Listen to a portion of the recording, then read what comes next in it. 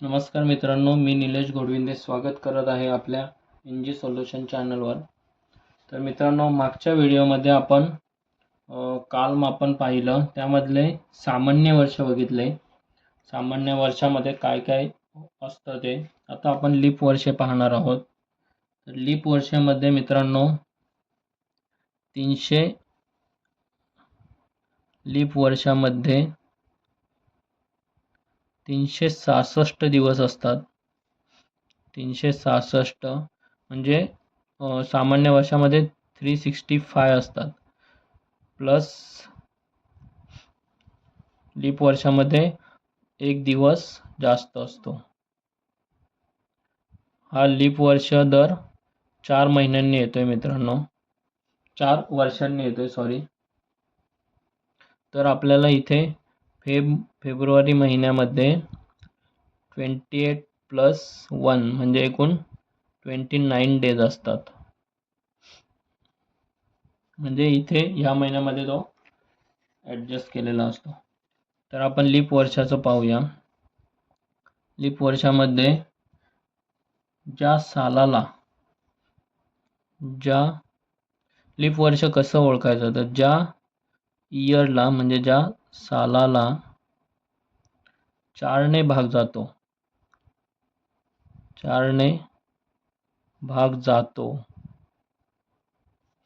आणि ज्या सणाच्या शेवटी 2 शून्य असतात. ज्या सन म्हणजे सालच,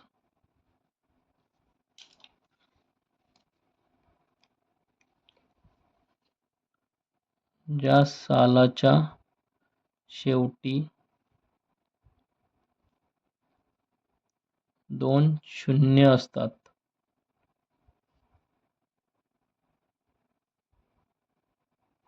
किंवा अजून एक कंडिशन, ज्या सालाला 400 ने भाग जातो, 400 ने भाग जातो ते असतात लीप वर्ष.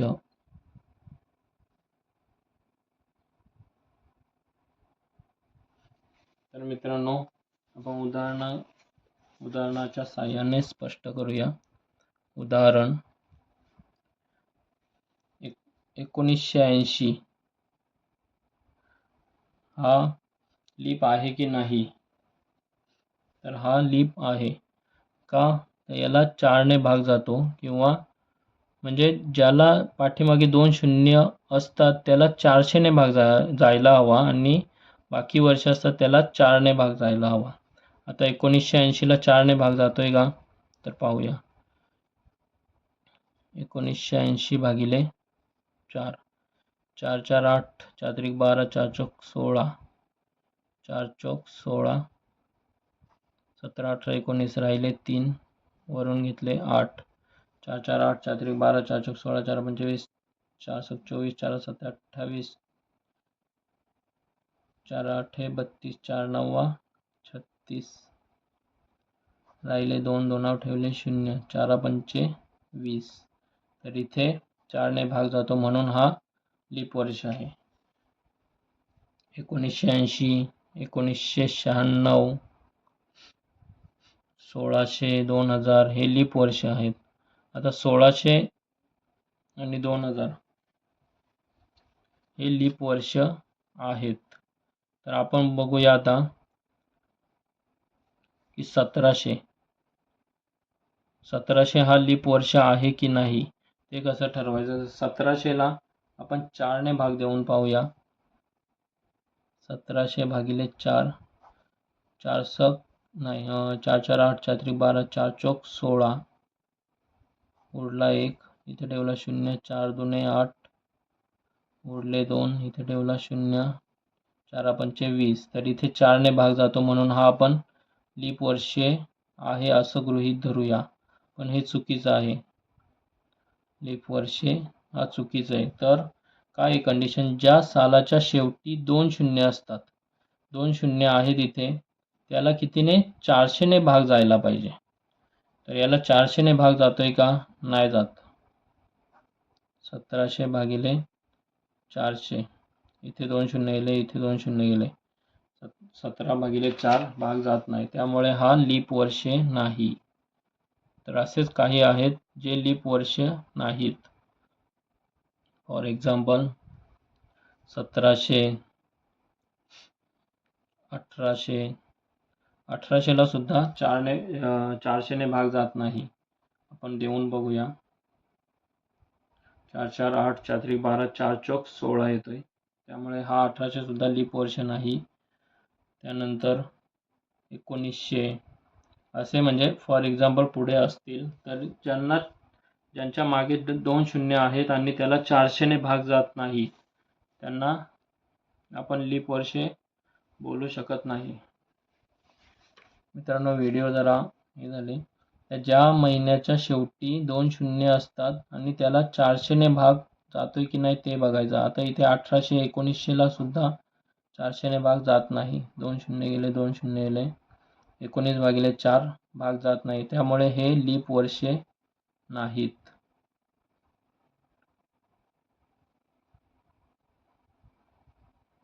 तर ज्या सालाला 400ने भाग जातोय त्याला लीप वर्ष म्हणतात. त्यानंतर लीप वर्षाचे दिवस किती? 366.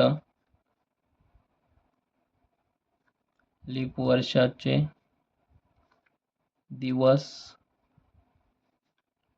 366 असतात, त्यामुळे त्याचे आठवडे किती होतात? 52 आठवडे प्लस 2 दिवस शिल्लक राहतात. सामान्य वर्षामध्ये 52 आठवडे प्लस 1 दिवस, त्यामुळे जो वार 1 जानेवारीला जो वार असेल तोच 31 डिसेंबरला येत होता. तर इथे लीप वर्षामध्ये 1 दिवस जास्त कसा? तर फेब्रुवारीमध्ये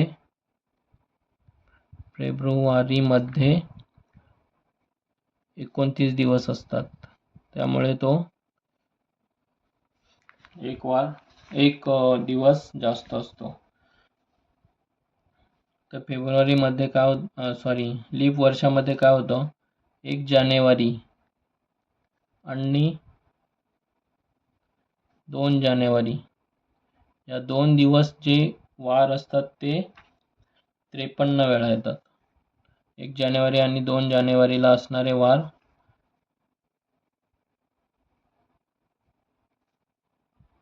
53 वेळा येतात आणि बाकीचे वार हे 52 वेळा असतात.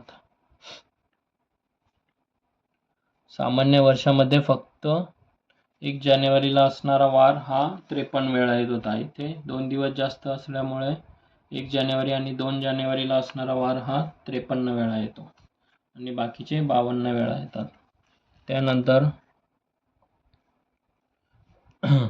लीप वर्षात 2 जानेवारीला जो वार असतो, सामान्य वर्षात काय होत होतं? 1 जानेवारीला असणारा वार 31 डिसेंबरला असतो. लीप वर्षामध्ये 2 जानेवारीला असणारा वार हा 31 डिसेंबरला असतो. 2 जानेवारीला असणारा वार हा 31 डिसेंबरला असतो. तर मित्रांनो, हे आपल्याला सर्व लक्षात ठेवायचं आहे, त्यानुसार आपण पुढे प्रॉब्लेम सॉल्व्ह करू शकतो. अजून काय? तर सामान्य लीप वर्षामध्ये 2 दिवस जास्त असल्यामुळे तर म्हणजे सामान्य वर्षात कसं येत होतं? 1 जानेवारी 1997ला असणारा वार हा पुढच्या 1 दिवस पुढे जायचा, इथे 2 दिवस पुढे जाणार. म्हणजे लीप वर्षात 2 दिवस जास्त असल्याने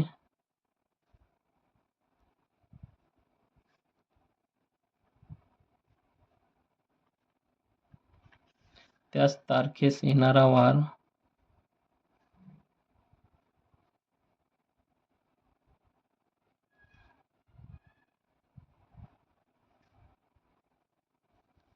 हा पुढील वर्षी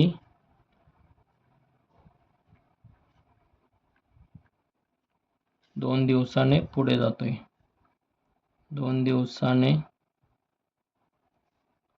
पुढे जातो. म्हणजे आता 2000 हा लीप वर्ष होता. 2000, 2004, 2008, तर 2001 जानेवारी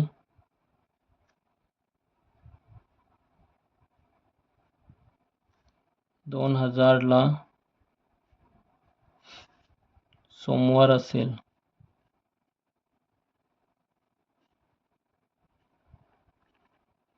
तर 1 जानेवारी 2001ला 2 दिवसांनी म्हणजे पुढचा मंगळवार, त्यापुढे बुधवार असेल,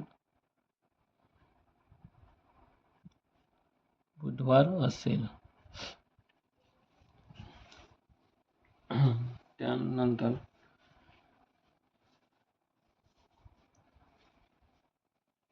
दिनांक आणि वार समान असलेले वर्ष आपण पाहणार आहोत. सामान्य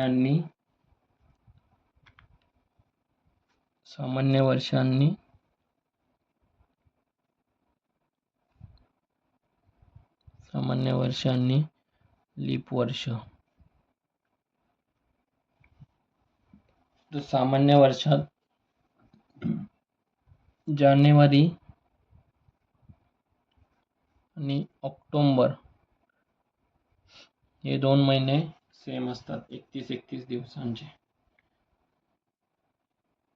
त्यानंतर फेब्रुवारी, मार्च आणि नोव्हेंबर. सामान्य म्हणजे दिनांक आणि वार हे दोन्ही पण सेम असतात यांच्यामध्ये. दिनांक आणि वार समान असलेले महिने.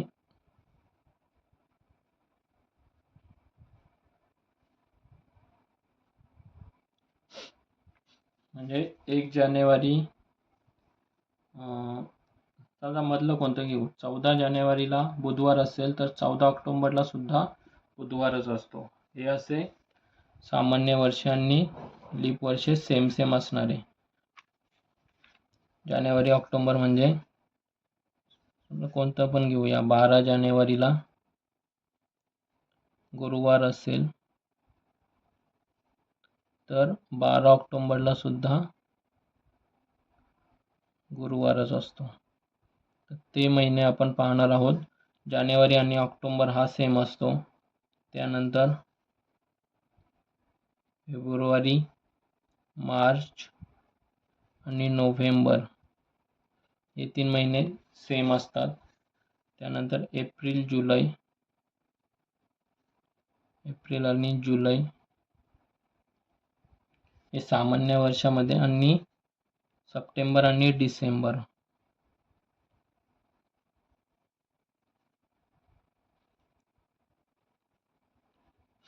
हे 2 महिने सेम असतात. त्यांचे वार आणि दिनांक सेम असतात. तर लीप वर्षामध्ये जानेवारी,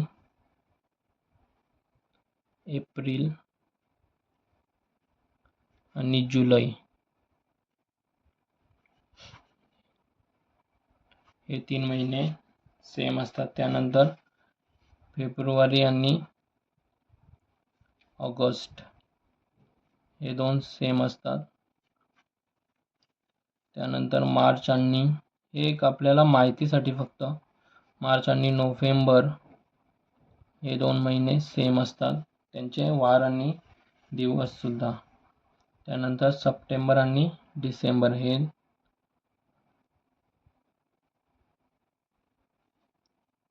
डिसेंबर हे दोन्ही महिने म्हणजे सप्टेंबर आणि डिसेंबर हा सामान्य वर्षामध्ये आणि लीप वर्षामध्ये सुद्धा सेम असतो. त्यानंतर सामान्य वर्षामध्ये एप्रिल आणि जुलै हा सेम असतो, आणि लीप वर्षामध्ये पण एप्रिल, जुलै आणि त्यामध्ये प्लस जानेवारी सुद्धा सेम असतो. त्यानंतर इथे बाकी सर्व वेगवेगळे होतात थोडे. तर सप्टेंबर आणि डिसेंबर हा दोन्ही यांच्यात सेम असतो. तर मित्रांनो, आपण नेक्स्ट व्हिडिओमध्ये याचे एक्झाम्पल पाहणार आहोत. तर ही व्हिडिओ तुम्ही ही आणि लीप वर्षाची आणि सामान्य वर्षाची व्हिडिओ एकदा हे जे कंडिशन आहेत ते एकदा व्यवस्थित रीड करून घ्या. त्यानंतर आपण प्रॉब्लेम पाहणार आहोत. तर मित्रांनो, व्हिडिओ आवडल्यास लाईक आणि शेअर नक्की करा आणि आपल्या चॅनलला सबस्क्राईब करायला विसरू नका. धन्यवाद.